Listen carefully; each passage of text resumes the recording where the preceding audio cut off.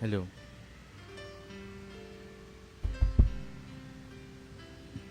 Magandang umaga po sa ating lahat. Inanyayahan po ang lahat na lumuhod para sa pagdarasal ng orasyon. Sa ngalan ng Ama, ng Anak at ng Espiritu Santo. Amen. Ang anghel ng Panginoon ay nagbalita kay Santa Maria at siya'y naglihi lalang ng Espiritu Santo. Aba, Ginoong Maria, napupuno ka ng grasya, ang Panginoong Diyos ay sumasa iyo. Bukod kang pinagpala sa babaing lahat, at pinagpala naman ang iyong anak na si Jesus. Santa Maria, Ina ng Diyos, ipanalangin mo kaming makasalanan, ngayon at kung kami mamamatay. Amen. Narito ang alipin ng Panginoon, maganap nawa sa akin ayon sa wika mo. Aba, Ginoong Maria, napupuno ka ng grasya, ang Panginoong Diyos ay sumasa iyo. Bukod kang pinagpala sa babaing lahat, at pinagpala naman ang iyong anak na si Jesus. Santa Maria, Ina ng Diyos, ipanalangin mo kaming makasalanan, ngayon at kung kami mamamatay. Amen. At ang salita ay nagkatawang tao, at nakipamayan sa atin. Aba, Ginoong Maria, napupuno ka ng grasya, ang Panginoong Diyos ay sumasa iyo. Bukod kang pinagpala sa babaing lahat, at pinagpala naman ang iyong anak na si Jesus. Santa Maria, Ina ng Diyos, ipanalangin mo kaming makasalanan, ngayon at kung kami mamamatay. Amen. Ipanalangin mo kami, O Santang Ina ng Diyos, nang kaming maging dapat makinabang sa mga pangako ni Jesucristong Panginoon. Manalangin tayo. Panginoon aming Diyos, kasihan mo nawa ang aming mga kaluluwa ng iyong mahal na grasya at yayamang dahilan sa pamamagitan ng anghel ay nakilala namin ang pagkakatawang tao ni Jesucristong anak mo. Pakundangan sa mahal niyang pagpapakasakit at pagkamatay sa krus, ay papakinabangin mo kami ng kanyang pagkabuhay na mag-uli sa kaluwalhatian sa langit, alang-alang kay Jesucristong Panginoon namin. Amen.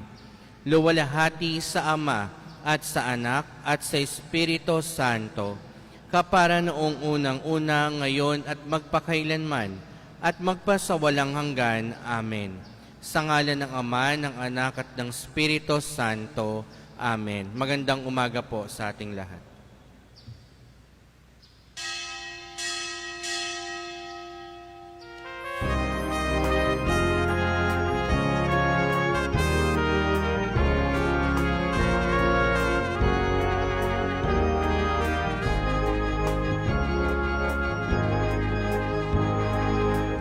Panginoon, yung sambayanan, nagdiriwang at nagpupuri sa isang diwa't himig, isang pagdakina, atas ng pag-ibig mo'y diringgin. Sa ngalan ng Ama, ng Anak at ng Espiritu Santo. Amen. Sumainyo ang Panginoon. At sumaiyo rin. Magandang umaga sa inyong lahat, mga kapatid. Magandang umaga po, Father. Isabay din natin sa banal na pagdiriwang ito ang ating mga personal na intensyon.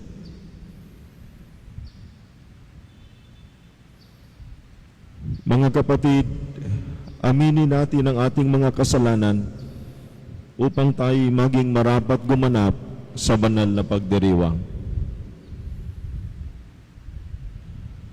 Tayong lahat, inaamin ko sa makapangyarihang Diyos At sa inyo, mga kapatid, na lubha akong nagkasala sa isip, sa salita at sa gawa, at sa aking pagkukulang. Kaya isinasamo ko sa mahal na Birheng Maria, sa lahat ng mga anghel at mga banal, at sa inyo, mga kapatid, na ako'y ipanalangin sa Panginoong ating Diyos. Kaawaan tayo ng makapangyarihang Diyos, patawarin tayo sa ating mga kasalanan, at patnubayan tayo sa buhay na walang hanggan. Amen. Panginoon, kaawaan mo kami. Panginoon, kaawaan mo kami. Kristo, kaawaan mo kami. Kristo, kaawaan mo kami. Panginoon, kaawaan mo kami. Panginoon, kaawaan mo kami. Manalangin tayo. Ama naming makapangyarihan, itaguyod mo ang aming ginagampanan alinsunod sa iyong kalooban, upang sa ngalan ng anak mong mahal, kami maging marapat magkaroon ng karagdagan sa aming paggawa ng mga kabutihan.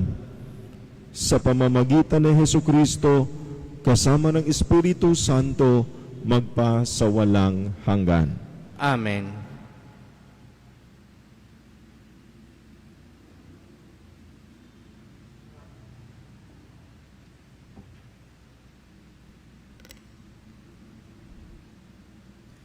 Pagbasa mula sa ikalawang aklat ni Samuel.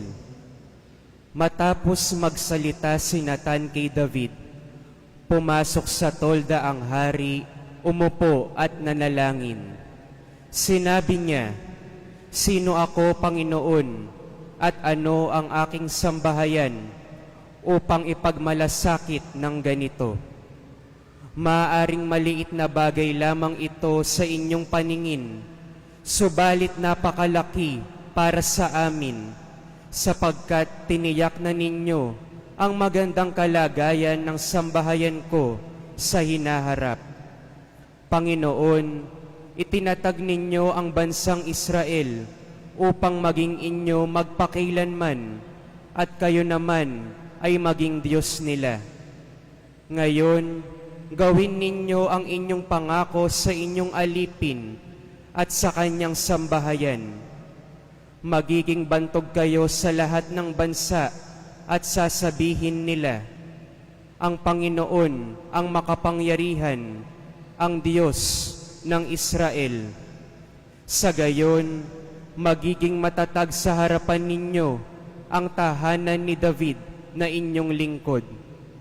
Panginoon, makapangyarihang Diyos ng Israel, nagkaroon ako ng lakas ng loob na dumalangin ng ganito, pagkat kayo na rin ang nagsabi sa inyong lingkod na paghahariin mo sa Israel ang aking angkan.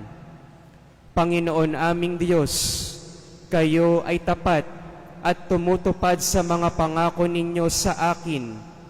Ngayon ay pagpalain ninyo ang tahanan ng inyong lingkod upang ito ay magpatuloy. Panginoon, Panginoon naming Diyos, ikaw rin ang nangako nito, kaya manatili nawa sa aking angkan ang iyong pagpapala. Ang salita ng Diyos. Salamat sa Diyos.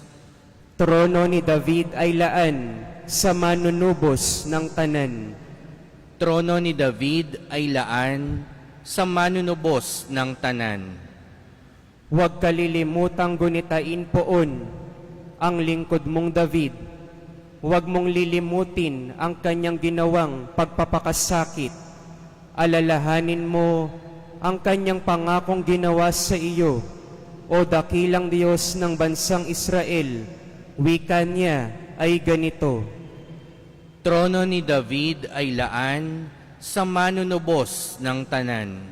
hindi ako uuwi, nanananto ako na hindi hihimlay, hanggat ang poon ay wala pang lugar na matitirhan. Isang templong laan sa Diyos ni Jacob na makapangyarihan. Trono ni David ay laan sa manunubos ng tanan. Ang iyong pangako sa lingkod mong David, huwag mong babawiin. Ganito ang iyong pangakong habilin. Isa sa anak mo ang gagawing hari upang mamahala, matapos na ikaw ay pumanaw sa lupa. Trono ni David ay laan sa manunubos ng tanan. Kung maging tapat ang mga anak mo sa bigay kong tipan, at ang mga utos ko ay igagalang. Ang mga anak mo ay pawang magaharing walang katapusan. Trono ni David ay laan sa manunubos ng tanan. Pinili ng poon na maging tahanan ang lungsod ng Sion. Ito ang wika niya. Doon ako titira panghabang panahon. Ang paghahari ko ay magmumula roon. Trono ni David ay laan sa manunubos ng tanan.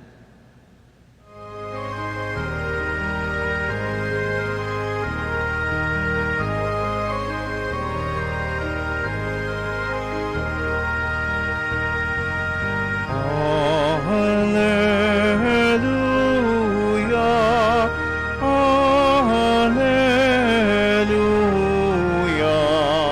Hallelujah, Hallelujah.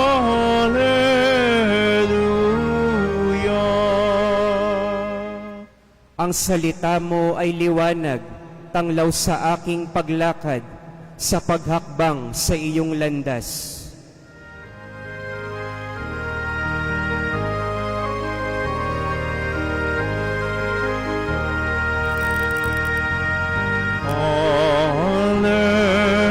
Hallelujah,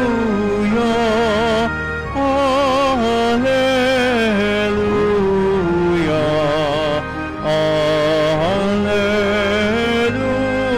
Hallelujah, Hallelujah.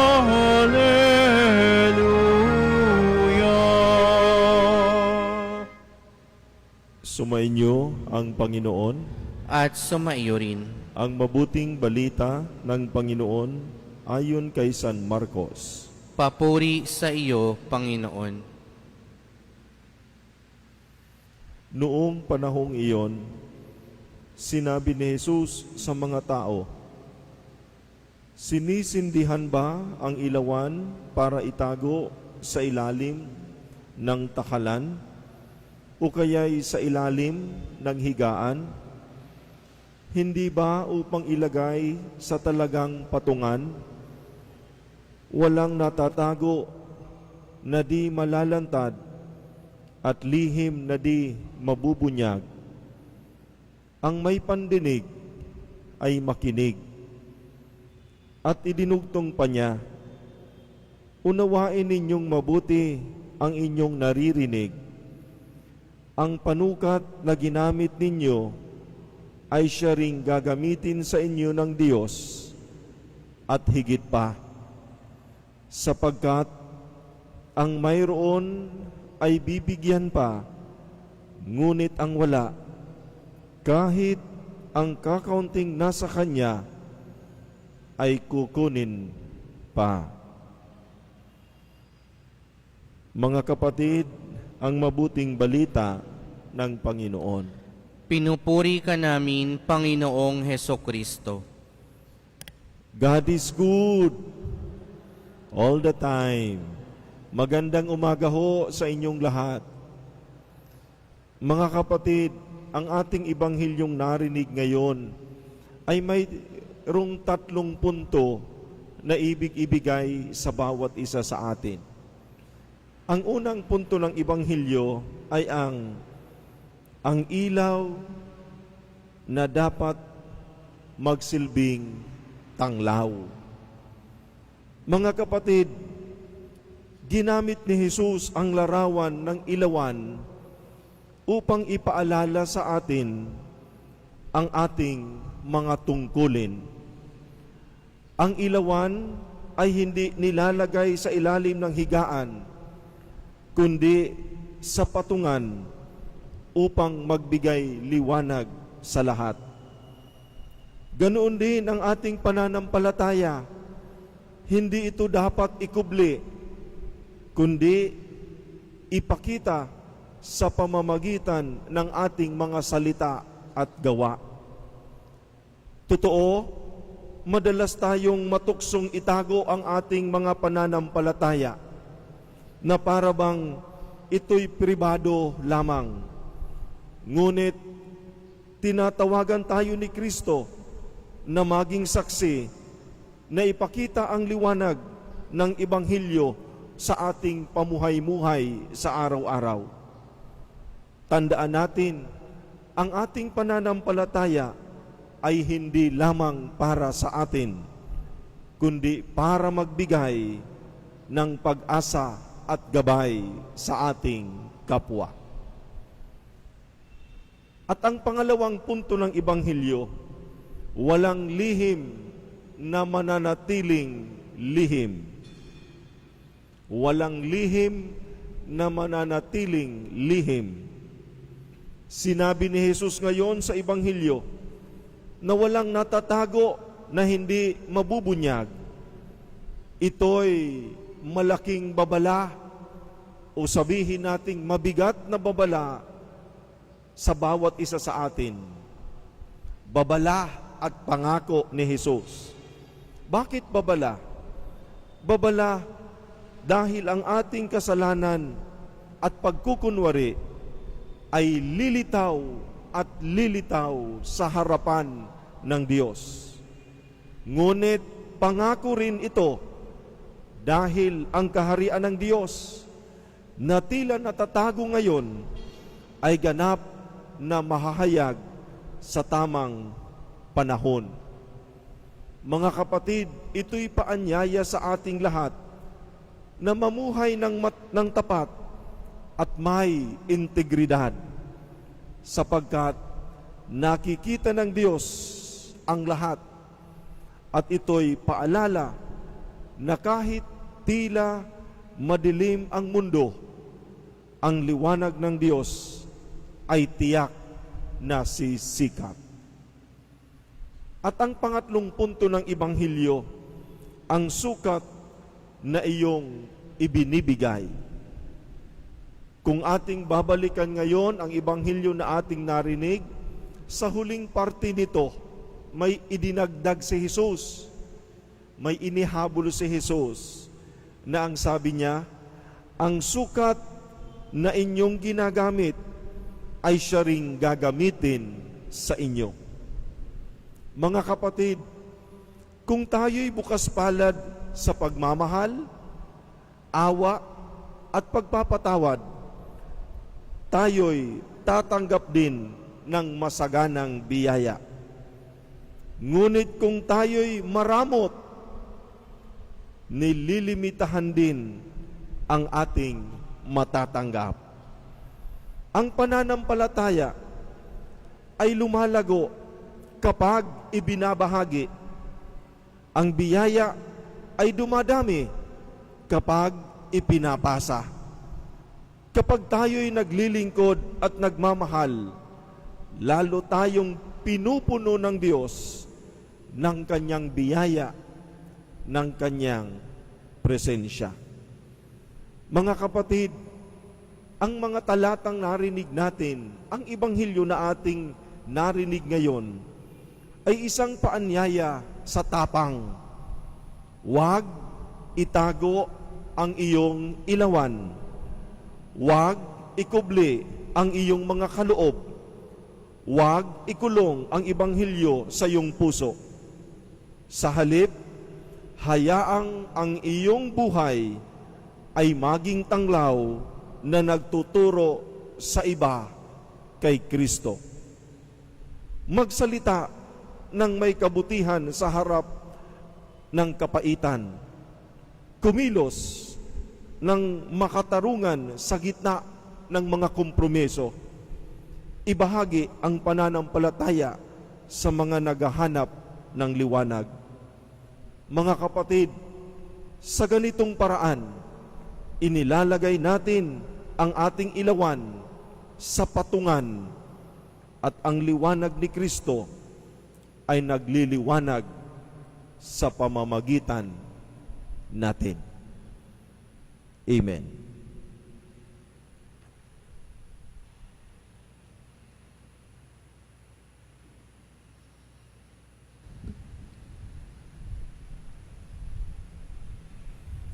Manalangin tayo sa Diyos, Ama ng liwanag, upang maging tapat tayo sa ating bukasyon na maging ilaw ng sanlibutan.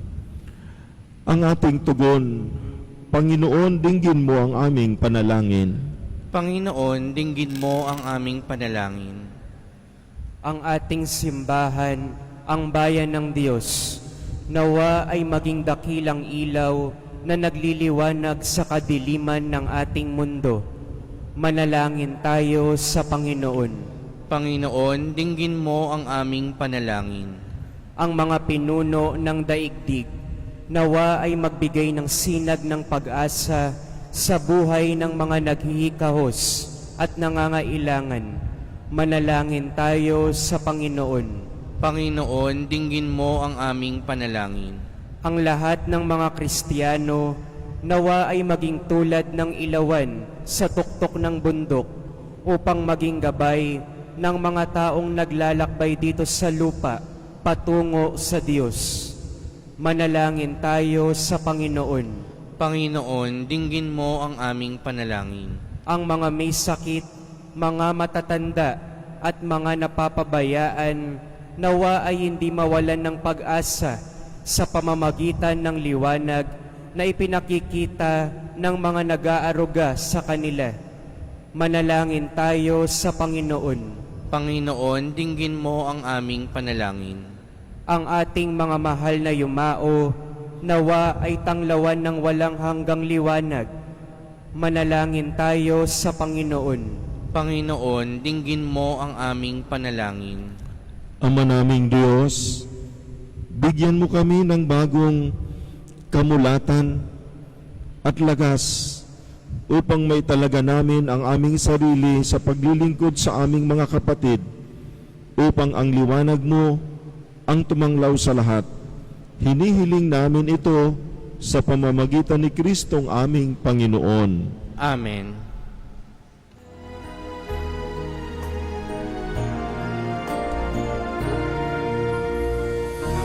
Narito, O Ama, alak at tinapay, bunga ng lupa at ng aming paggawa. O Diyos, awang di mabilang,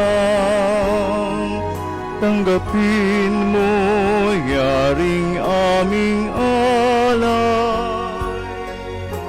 Gawin ito bilang tanda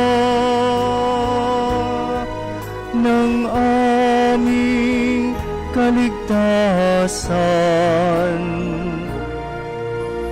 Narito, O Ama, alak at tinapay,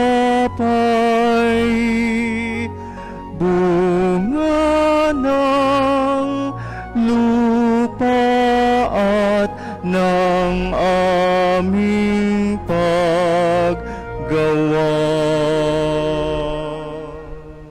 Manalangin tayo mga kapatid, upang ang paghahain natin ay kalugdan ng Diyos amang makapangyarihan. Tanggapin nawa ng Panginoon itong paghahain sa iyong mga kamay, sa kapurihan niya at karangalan sa ating kapakinabangan at sa buong sambayanan niyang banal. Ama naming lumikha, tanggapin mong malugod ang aming mga handog. Ngayong ang kabanalan ay iyong dulot, kami sumasamo sa iyo't lumuluhog upang kaligtas ay iyong ipagkaloob. Sa pamamagitan ni Hesukristo kasama ng Espiritu Santo, magpa sa walang hanggan. Amen. Sumainyo ang Panginoon. At sumaiyo rin, Itaas sa Diyos ang inyong puso at diwa. itinaas na namin sa Panginoon. Pasalamatan natin ang Panginoong ating Diyos. Marapat na siya ay pasalamatan. Ama naming makapangyarihan, tunay ngang marapat na ikaw ay aming pasalamatan. Pinagbibigyan mong ito'y aming maihayag, kahit na ito'y walang anumang maidaragdag, sa kadakilaang sa iyo ay likas. Sa pagpupuri nami, ang nakikinabang ay kami ring iyong pinakikiharapan sa pamamagitan ng iyong anak na minamahal. Kaya kaisa ng mga anghel na nagsisiawit ng papuri sa iyo nang walang humpay sa kalangitan, kami nagbubunyi sa iyong kadakilaan.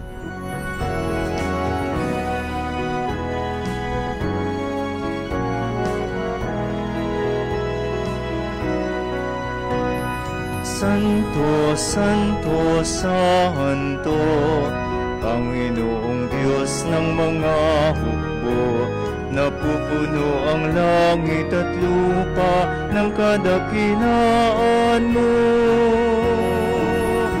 Hosana sa kaitaasan, pinagpalang na paririto sa ngalan ng Panginoon. Hosana sa kaitaasan.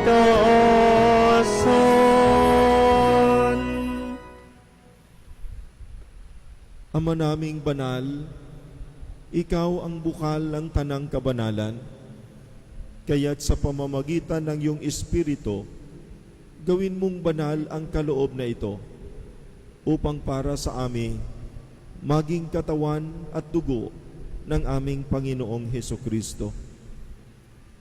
Bago niya pinagtiis ang kusang loob na maging handog, hinawakan niya ang tinapay, pinasalamatan kanya, pinaghati-hati niya iyon, iniabot sa kanyang mga alagad at sinabi, "Tanggapin ninyong lahat ito at kanin.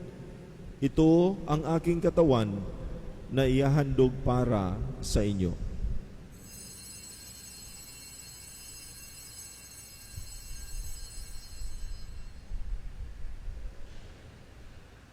Gayon din naman nung matapos ang hapunan, hinawakan niya ang kalis, muli kanyang pinasalamatan. Iniabot niya ang kalis sa kanyang mga alagad at sinabi, "Tanggapin ninyong lahat ito at inumin. Ito ang kalis ng aking dugo, ng bago at walang hanggang tipan. Ang aking dugo na ibubuhos para sa inyo at para sa lahat, sa ikapagpapatawad ng mga kasalanan. Gawin ninyo ito sa pag-alala sa akin."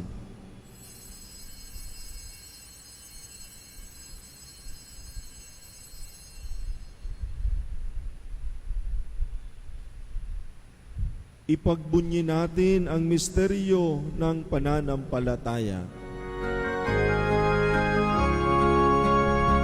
Si Kristo ay gunitain, sarili ay inihain, bilang pagkait inumin, pinagsasaluhan natin, hanggang sa siya'y dumating, hanggang sa siya'y dumating. Ama, ginagawa namin ngayon ang pag-alala sa pagkamatay at muling pagkabuhay ng iyong anak. Kaya't inaalay namin sa iyo ang tinapay na to na nagbibigay buhay at ang kalis na to na nagkakaloob ng kaligtasan. Kami nagpapasalamat dahil kami iyong minarapat na tumayo sa harap mo para maglingkod sa iyo. Isinasamo namin kaming magsasalo-salo sa katawan at dugo ni Kristo ay mabuklod sa pagkakaisa sa pamamagitan ng Espiritu Santo. Ama, lingapin mo ang iyong simbahang laganap sa buong daigdig.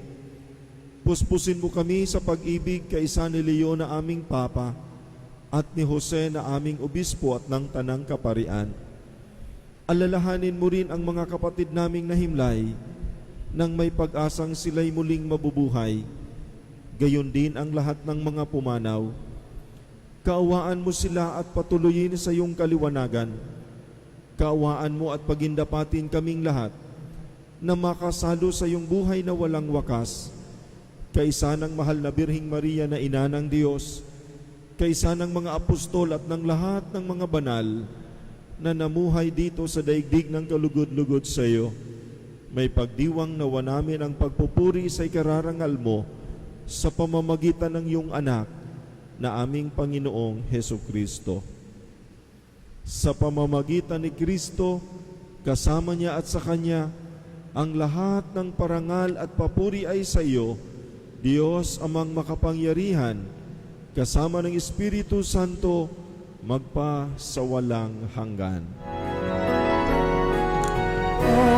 Amen, Amen, Amen, Amen. Sabay-sabay nating dasalin ang panalangin na itinuro ni Jesus sa ating lahat.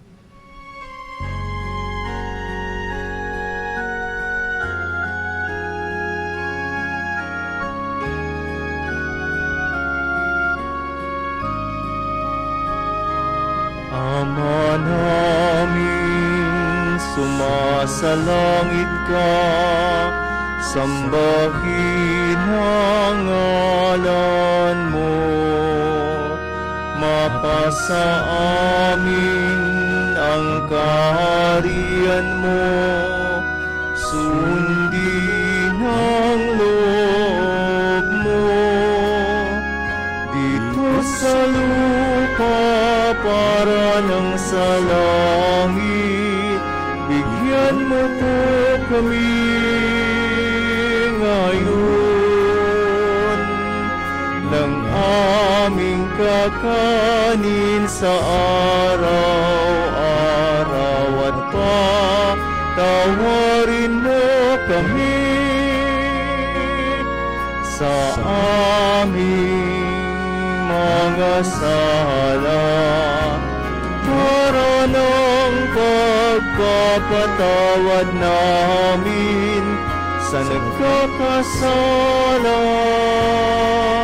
sa amin. At huwag mo kaming ipahintulot sa tukso, at iadya mo kami sa lahat ng masama. Hinihiling namin kami iadya sa lahat ng masama, pagkalooban ng kapayapaan araw-araw, iligtas sa kasalanan at ilayo sa lahat ng kapahamakan, samantalang aming pinanabikan ang dakilang araw ng pagpapahayag ng tagapagligtas naming si Heso Kristo. Sapagkat iyo ang kaharian at ang kapangyarihan at ang kapurihan magpakailanman. Amen.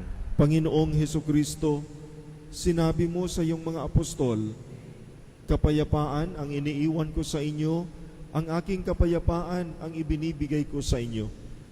Tunghayan mo ang aming pananampalataya at huwag ang aming mga pagkakasala. Pagkalooban mo kami ng kapayapaan at pagkakaisa ayon sa iyong kalooban, kasama ng Espiritu Santo, magpa sa walang hanggan. Amen. Ang kapayapaan ng Panginoon ay laging sumainyo.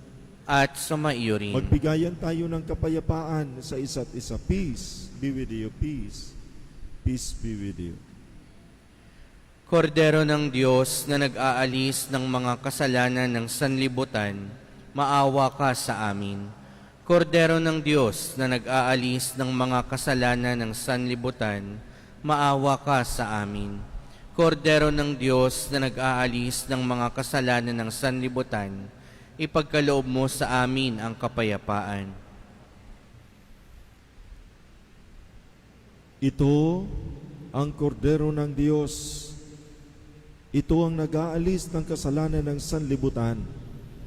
Mapalad ang mga inaanyayahan sa kanyang piging.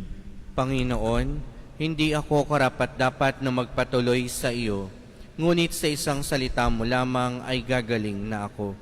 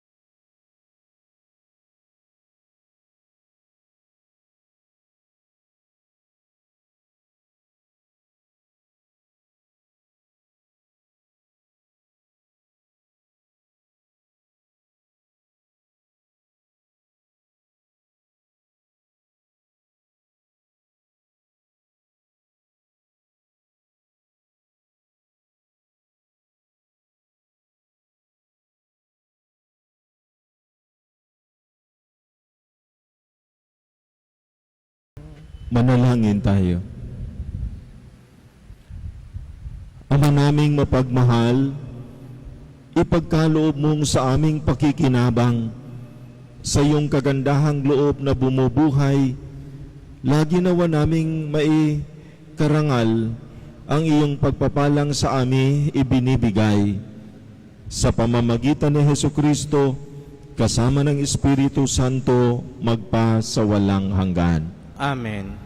Sumainyo ang Panginoon. At sumayo rin. Pagpalain nawa kayo ng makapangyarihang Diyos, Ama, Anak, at ng Espiritu Santo. Amen. Tapos ng ating banal na misa, humayo tayong lahat at isabuhay ang salita ng Diyos. Salamat sa Diyos. God is good All the time. all the time. God is good. Maraming salamat po sa inyong lahat. Good morning.